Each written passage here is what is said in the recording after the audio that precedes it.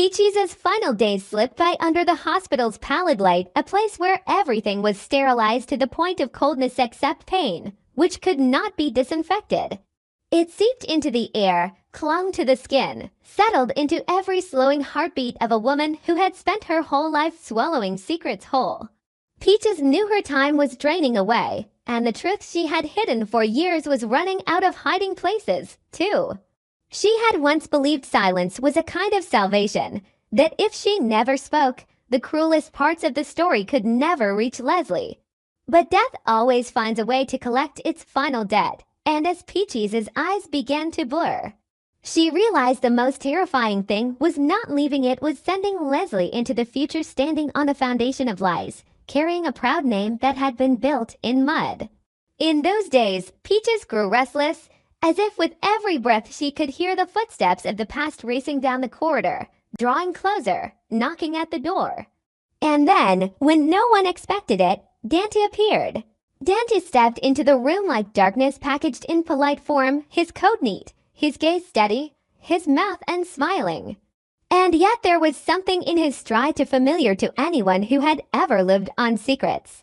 He did not belong here. You could tell at a glance this was not the kind of man who visited the dying out of compassion. He arrived the way someone checks a safe, to make sure what he locked away is still intact.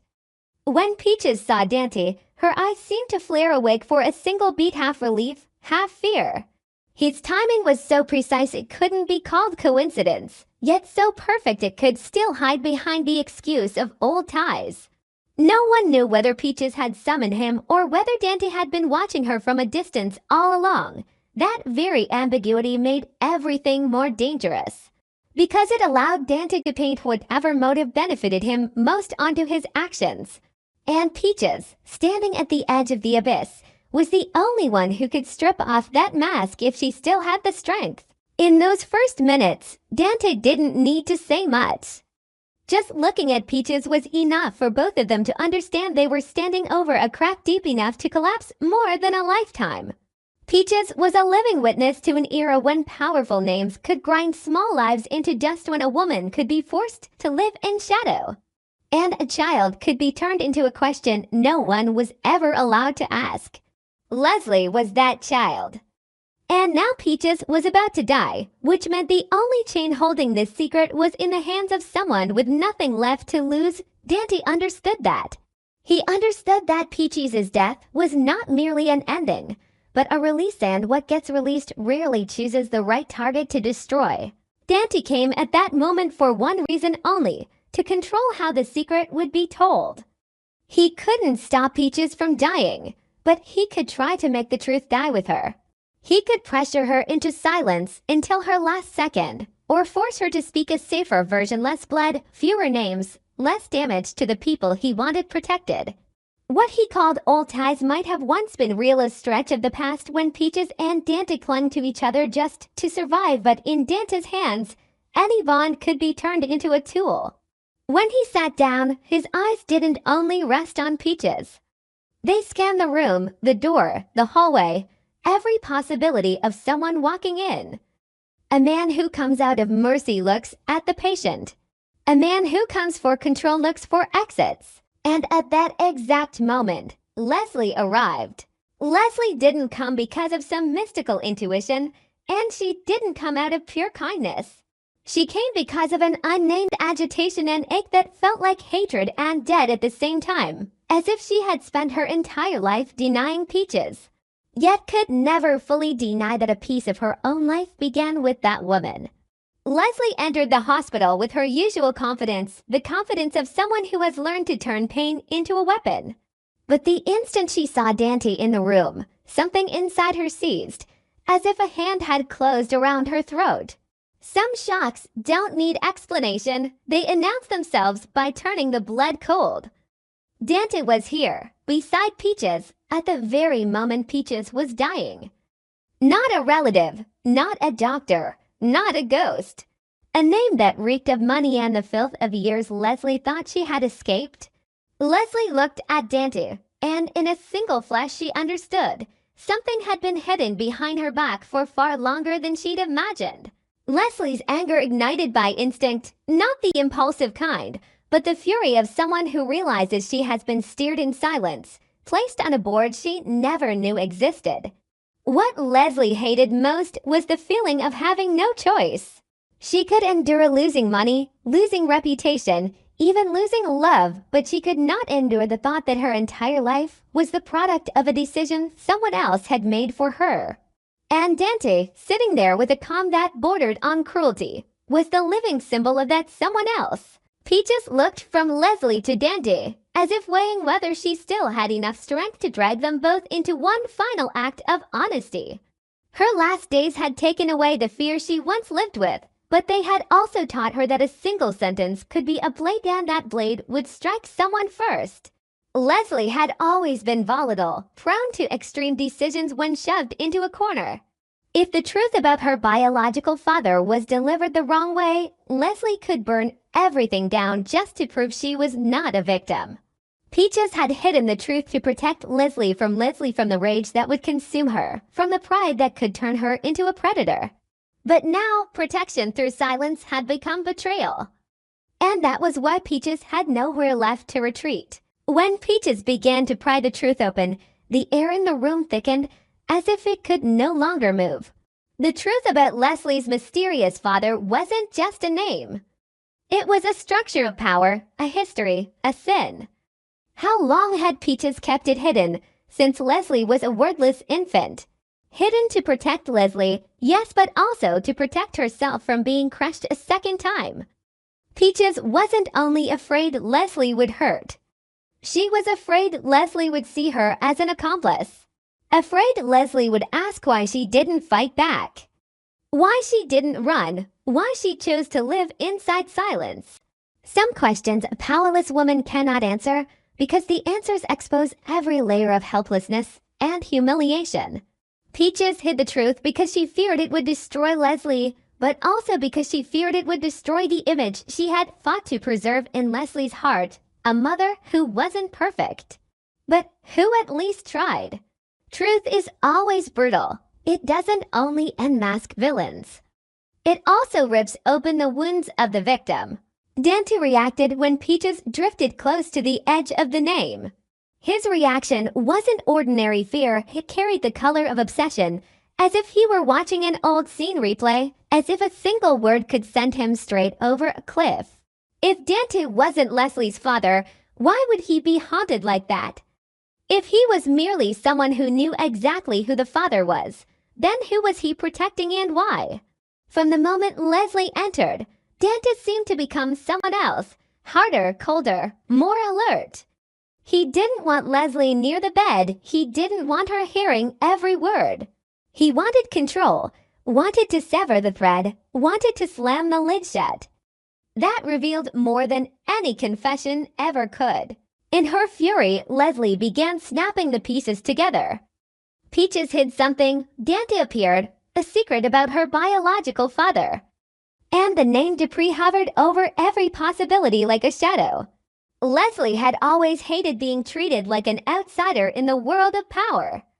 She had fought for her place, fought not to be seen as a freeloader or a mistake. But if her biological father was someone high up in the Dupree orbit, what did that mean? Did it mean she had a right to inherit? Or did it mean she was living proof of a scandal the entire family had tried to bury? And if that was true, did people like Anita or Vernon know? Leslie didn't believe in the innocence of power. She believed that any secret that survived that long had to have at least one powerful person's consent. Her rage shifted into something bitter and humiliating. Perhaps her whole life she had been guided like a pawn, allowed to win or lose only in safe ways as long as she never touched the core of the truth. Peaches, frail but relentless, pushed Leslie to the edge of a question. Did Leslie want the truth to be free, or did she want it to take revenge? Because if the truth was a man who had harmed Peaches, who had even abused her, then calling him father would be its own kind of desecration. But if he was a Dupree, then simply revealing his identity would be enough to detonate all of Fairmont Crest. It could destroy Anita, who lives on image and order. It could destroy Vernon, who lives on control and honor. And it could destroy Leslie herself, because once she had the answer, she would no longer have shelter in ambiguity. The truth wouldn't just hand her power, it would hand her the burden of deciding who she was going to become. In that pressure, Dante became the final wall. If he was the biological father, then why was he here? To beg forgiveness? No, a man like Dante doesn't beg, he negotiates. He came to ensure that if Leslie learned the truth, she would learn it in a way that made it impossible to use against him. And if he wasn't the father, then he came to lock Peaches' mouth before she could speak the real name. Either way, Dante carried the shape of a gatekeeper to hell, someone who knows who stands behind the door, and who fears nothing more than the door being thrown wide open. When Leslie looked at him, she didn't just see a man, she saw an arrangement. And that made her anger sharper, more dangerous, ready to cut anyone, herself included. Leslie was cornered by the final question. If Dante was her father, could she accept it? Accepting it would mean admitting her life was rooted in someone she both hated and feared. Accepting it could also be a chance to climb into a new tier of power, to turn identity into a weapon. But refusing would mean living with the pain of an abandoned child, cutting off her own chance to fill every hollow space inside her. In that moment, Leslie saw the cruelest truth of all. She wasn't only furious because the truth had been hidden, she was furious because this truth could make her waver. It could make her want to cling to Dante just to fill the abyss inside her, and the thought of that made her disgusted with herself. Leslie had always been proud that she was the one who chose. But the truth about her biological father was the kind of thing that could turn every choice into instinct, into a hunger for emotional recognition she couldn't control. Peaches saw that wavering and suffered in the way only a mother can, suffering because her child was about to be dragged into a loop of hatred and the need to be acknowledged. She understood that whoever Dante was, whoever the biological father truly was, Leslie would be the one who had to live with the consequences. Peaches wanted to tell everything, but she also wanted to tell it in a way that didn't turn Leslie into her own executioner. In her final minutes, Peaches tried to push Leslie toward a harder but more righteous choice, not the choice between accepting or rejecting Dante, but the choice between using the truth to destroy or using it to set herself free. But when someone has lived her whole life on fury the way Leslie has, freedom can sound dangerously close to weakness. Outside the hospital room, the shadow of the Dupree name seemed to be moving closer.